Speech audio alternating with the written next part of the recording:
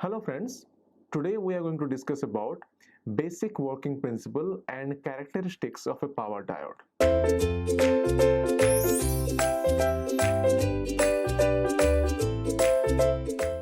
So friends, as we discussed in the earlier lecture, what are different types of power diodes, and we discussed about the reverse recovery time and the amount of voltage and current all the kind of power diodes can withstand.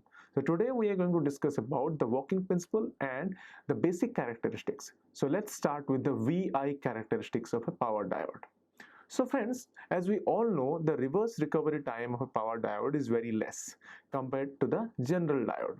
So obviously, the flow of leakage current or the flow of reverse recovery current will be very less. So let's draw the VI characteristics of a power diode.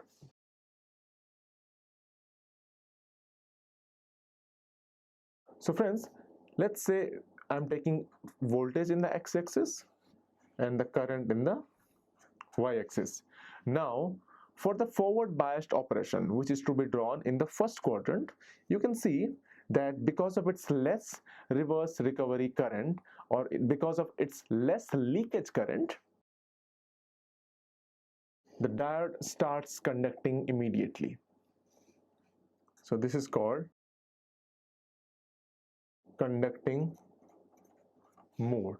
Now for the reverse mode of a diode, that means when the diode is connected in the reverse biased mode, the graph follows this structure. At this point, let this point be B. At this point, this is called the reverse breakdown voltage, where VRB is the reverse breakdown voltage.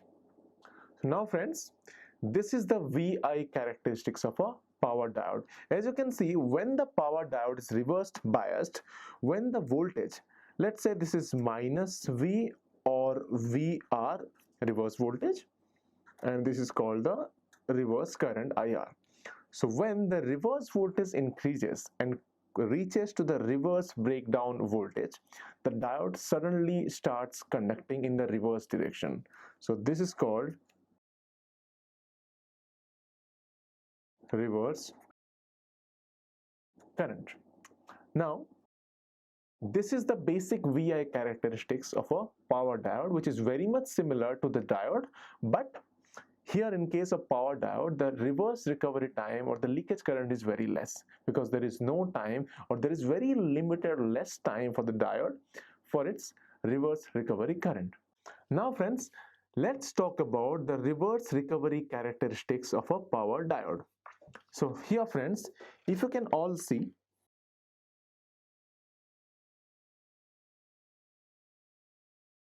let initially the diode was conducting and suddenly it stopped conducting. As we all already discussed earlier, if the diode is conducting, that means because of the PN junction, it stores some charge.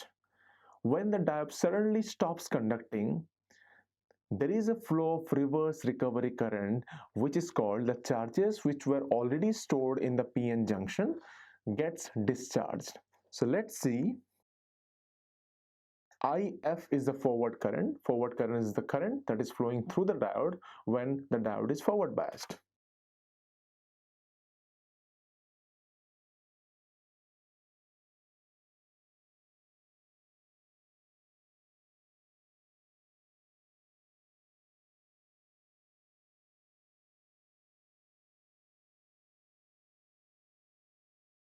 Now friends, if you all can see this diagram, let IF is the maximum forward current, which is a straight line up to the point, say A. So when the diode was conducting from the point O to the point A, there was a flow of electric current in the forward direction. Suddenly now the diode is reverse biased. Because of the charge stored in the PN junction, the charge started discharging at this point. That means there is a flow of reverse recovery current which can be represented by the straight line OB. So here OB and B let this point be C. BC represents the reverse recovery current. So you all can see the reverse recovery current comes to the peak, again decreases down to 0, and the time period from the point, let's say D, to the point C is called TRR, which is mentioned here. It is called reverse recovery time. So here friends, if I summarize, the reverse recovery time is the time for which the reverse recovery current starts conducting at a point D. It reaches to the peak, which is the point B. Here you can see IRR peak, and again it goes down to 0, which is the point C. So this is called the reverse recovery characteristics of a power diode. Now friends, let's find an expression for the charge stored in a power diode, and what is the reverse recovery time of a power diode, and what is the reverse recovery current of a power diode. Now friends, if you can see this diagram here, TRR can be written as TA plus TB. Again, I can write IRR, which is the reverse recovery current. IRR, I can write TA into di by dt. Let it be equation number 1. So friends, as you can see here, IRR, you can easily say, is the time, or IRR is the current which raised because of the rate of change of current during the time TRR, which is the point from D to, let's say, this point be E. Between the point D to E, the reverse recovery current started from 0 to the negative peak, which is the point B, and the time taken for this reverse recovery current to rise or to reach to the point B is time TA. I can simply write IRR is equal to TA into di by dt. Let it be equation number 1. Now again friends, the amount of charge stored in a PN junction during the forward operation can simply be defined as QRR is equal to,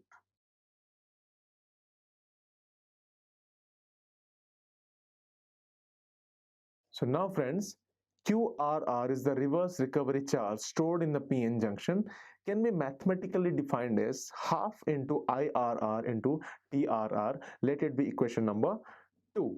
So friends, QRR is equal to half into IRR and TRR, which is the amount of charge stored during the forward operation in the PN junction. Now friends, let it be equation number 2. Now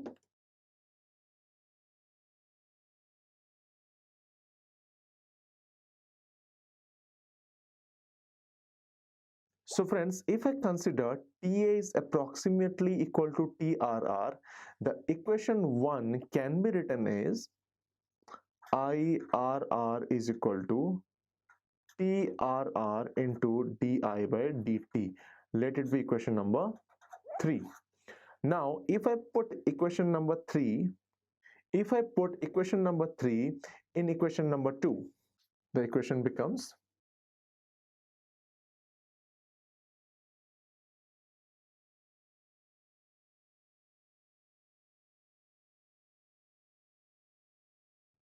now friends, if I put the value of IRR in equation 1, I get TRR is equal to square root of, so this is the expression of the reverse recovery time which I get when I solve this equation by putting the value of IRR in equation number 1. So let this be equation number 4. Now again, in the same way, the value of IRR can be written as 2. IRR can be written as 2 into QR into di by dt whole under root, or under root 2 into QR into di by dt. Let it be equation number 5. So equation 4 and equation number 5 represents the value of the reverse recovery time and the value of the reverse recovery current, or the peak value of the reverse recovery current respectively. Now friends, let's talk about one new terminology which is called S or S factor or softness factor. So now friends, let's talk about S factor or softness factor. So friends, what is an S factor? As you can see in this reverse recovery characteristics of a power diode, the S factor is the ratio of TB to TA. So here I can write,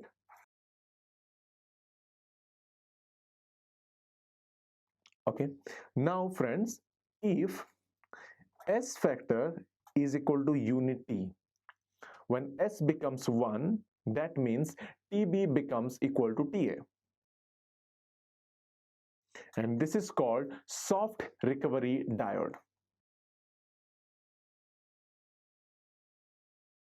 And friends, if the softness factor is less than unity, this is called snappy recovery diode.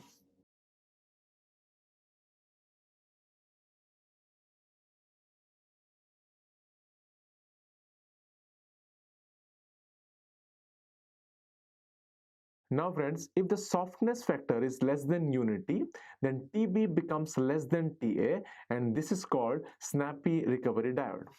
So friends, if the softness factor or S becomes less than 1, then this type of diode is called snappy recovery diode.